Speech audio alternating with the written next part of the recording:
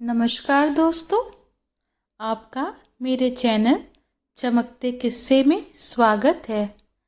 आज आपके सामने मालती जोशी द्वारा लिखित कैलकुलेशन कहानी प्रस्तुत करने जा रही हूँ। 8:30 बजने को थे और पिंकी का अब तक पता नहीं था। मेरी चिंताओं का ग्राफ बढ़ने लगा था। सर्दियों में अंधेरा वैसे ही जल्दी घिर आता है और शहर में रोज होने वाली घटनाएं मन को डरा देती हैं। बच्चों को हमारी परेशानियों का कोई एहसास नहीं होता, बल्कि मैं फ़ोन भी करती हूँ तो वह नाराज़ हो जाती है। कहती है और किसी के घर से फ़ोन नहीं आता, बस मेरा ही घनघनाता रहता है।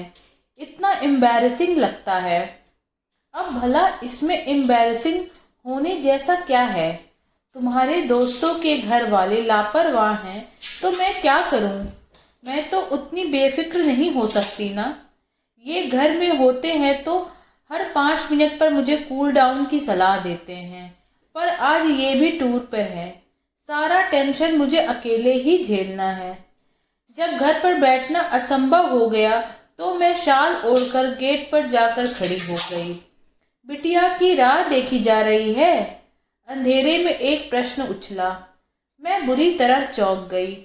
देखा बगल वाली अम्मा जी शॉल लपेटे कुर्सी पर विराजमान हैं। मैं मुड़कर उनसे मुखातिब हो गई। कंपाउंड वॉल पर टिकते हुए कहा, ओरी देखिए ना, अंधेरा कैसा हो रहा है। इतनी रात अकेले आती है तो चिंता होने लगती है। वह अकेले नहीं आती, एक लड़का घर तक छोड़ने आता है। मैं चकित होकर उन्हें देखती रह गई। पिंकी ने उनका नाम चुंगी नाका रखा है। वह गलत नहीं है।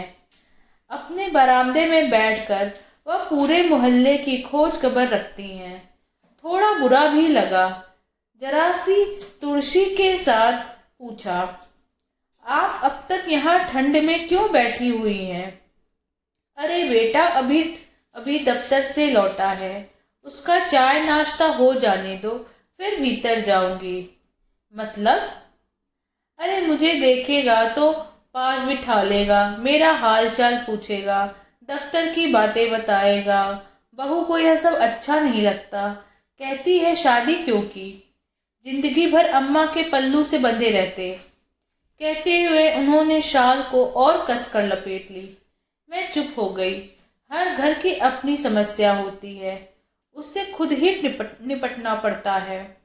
बाहर वाला कुछ नहीं कर सकता।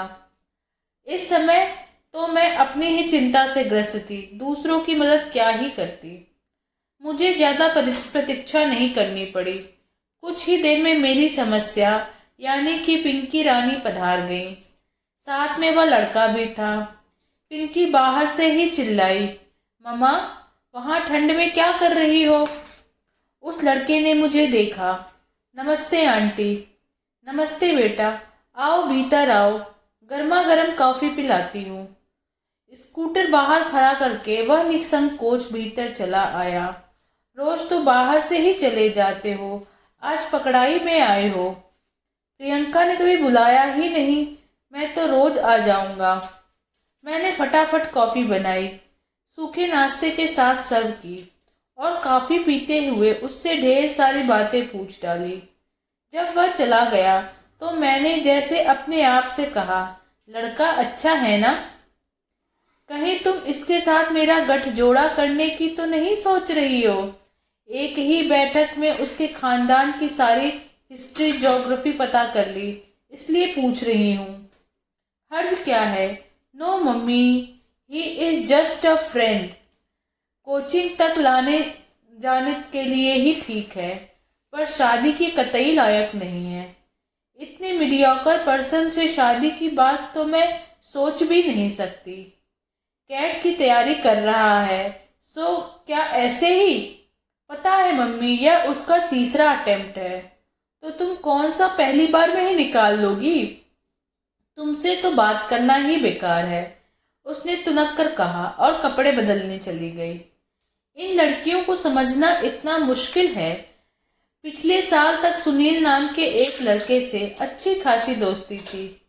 दोनों ने टेबल टेनिस में कॉलेज को कई बार रिप्रेजेंट किया था। फिर एकाएक उसका आना बंद हो गया।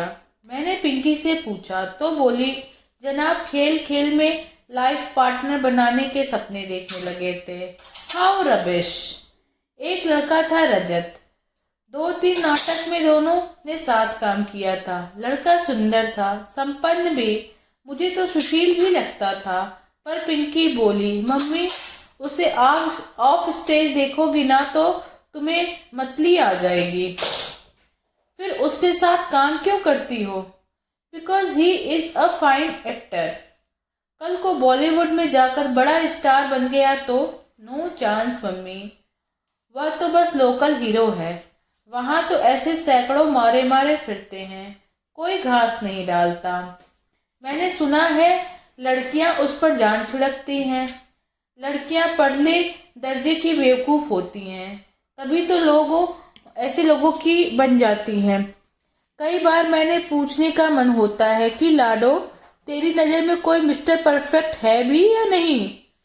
उस दिन कॉलेज से लौटते ही बोली, मम्मी थोड़ा विटामिन एम स्पेयर करो, पार्लर जाना है। क्यों, कॉलेज में फंक्शन है कोई? फंक्शन तो है पर कॉलेज में नहीं, बर्थडे पार्टी में जाना है। Kartik is throwing a party. Kartik इतने दिनों कहाँ था? यही था, पढ़ाई में बिजी था, पीजी कर रहा था ना। एकाएक तुम्हें कैसे याद कर लिया? याद क्यों नहीं करेगा, मैंने उसे भूलने ही कब दिया है। हर साल बर्थडे पर विश करती हूँ, न्यू ईयर पर कार्ड भेजती हूँ। हाँ, पार्टी आज पहली बार दे रहा है। कार्तिक की पार्टी में खूब बन सवर कर गई थी, बार बार पूछ रही थी, मम्मी मैं ठीक लग रही हूँ ना? मेकअप बहुत गाढ़ी तो नहीं है, साड़ी बहुत जजी तो नहीं है। वह सचमुच बहुत प्यारी लग रही थी। बाल भी ढंग से संवारे थे, कपड़े भी ढंग से पहने थे। ऐसा नहीं कि हमेशा की तरह कुछ भी उटपटांग पहन लिया और चल दिए। उसकी सज्जा से ही पता चल रहा था कि वह किसी को इम्प्रेस करने के लिए बेताब है। यह जानकर अच्छा भी लग रहा था। कार्तिक सचमुच अच्छा लड़का था। बहुत अरसे पहले वे लोग हमारे पड़ोसी थे।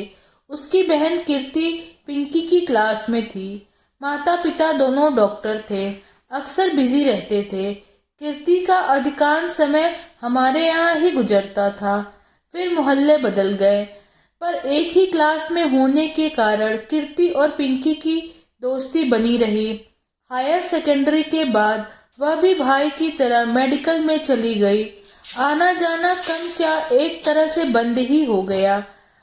यह तो आज पता चला कि पिंकी उन लोगों के, खासकर कार्तिक के बराबर संपर्क में है। अच्छा लगा। जाते समय मैंने उसे ढेर सारी हिदायतें दी। जल्दी लौटना, ऑटो में अकेले मत आना, किसी भरोसेमंद आदमी के कार में ही बैठना। उसे अच्छा तो नहीं लग रहा था, पर चुपचाप सुनती रही। आखिर उसके पापा को ही दया आ गई। झल्ला कर बोले, बस भी करो अब, लड़की अब बच्ची नहीं रही, खासी बड़ी हो गई है। इस बात को तुम कब समझोगी? बच्ची नहीं रही, बड़ी हो गई है, इसीलिए तो इतनी फिक्र हो रही है। पर यह बात पुरुषों के दिमाग में कभी नहीं आती। फिक्र करने का जिम्मा जैसे माँ ने ही उठाया हुआ है। रात को वह लौटी थी कि तो काफ़ी थकी थकी सी लग रही थी। मुझे आश्चर्य नहीं हुआ। जानती हूँ आजकल की पार्टियों में सिर्फ खाना पीना थोड़े ही होता है। डांस के नाम पर अच्छी खासी हुड़दंग लीला होती है। शोर इतना कि कानों से पर्दे फट जाएं। कैसी रही पार्टी? मैंने पूछा। ठीक ही थी, उसने बेरुखी से कहा और सोने चली गई। अब मुझे ताज्जुब हुआ। और कोई दिन होता तो मुझे पूछने की ज़रूरत ही नहीं पड़ती। वह आते ही शुरू हो जाती है। यह भी भूल जाती है कि आधी रात हो रही है।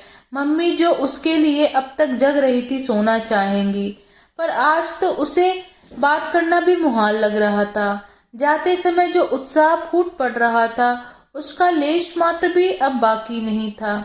सुबह चाय के समय उसके पापा ने पार्टी के बारे में पूछा तो बोली, पापा पार्टी तो शानदार होनी ही थी, उसने अपनी एंगेजमेंट जो अनाउंस करनी थी। अरे वाह, किससे शादी कर रहा है? अपनी बैचमेट से। दोनों ने साथ में ही पीजी किया है। इसका मतलब है घर में डॉक्टरों की एक पूरी फौज तैनात है। तब तो उसके नर्सिंग होम का भी एक्सटेंशन होगा। बिल्कुल होगा। अब वह केवल मैटरनिटी होम नहीं रहेगा, वहाँ बड़ी से बड़ी सर्जरी होगी। इसलिए तो उस मैडम से शादी कर रहा है। अगर उसे पीजी में एडमिशन नहीं मिलता तो उसे लिफ्ट थोड़े ही देता, किसी और को पटा लेता। उसका स्वर अत्यंत कसैला हो गया था। अंकल आंटी भी तो उसकी डिग्री पर ही रीझे हैं, नहीं तो कार्तिक के सामने तो वह कुछ भी नहीं है। It is a business deal all in all. और फिर उसका स्वर एकदम तरल हो आया। पापा, आजकल लोग नाप तौल कर ही प्यार करने लगे हैं ना। उसके स्वर का गीलापन मुझे अंदर तक भिगो गया। मन हुआ उसे गले लगाकर सांत्वना दूं, कहूँ कि लाडो, इसमें कार्तिक का क्या दोष है? अपना नफ़ा नुकसान देखना तो जमाने का चलन है। तुम भी तो इस इल्ज़ाम से बरी नहीं हो। वैसे भी टूट कर प्रेम करने वालों की पीढ़ी अब रही कहाँ? वे लोग तो कब के इतिहास बन गए हैं। तो यह थी कहानी कैलकुलेशन। अगर आपको मेरे द्वारा सुनाई गई कहानी पसंद आती है तो कृपया मेरे चैनल को लाइक, शेयर और सब्सक्राइब करें। Thank you.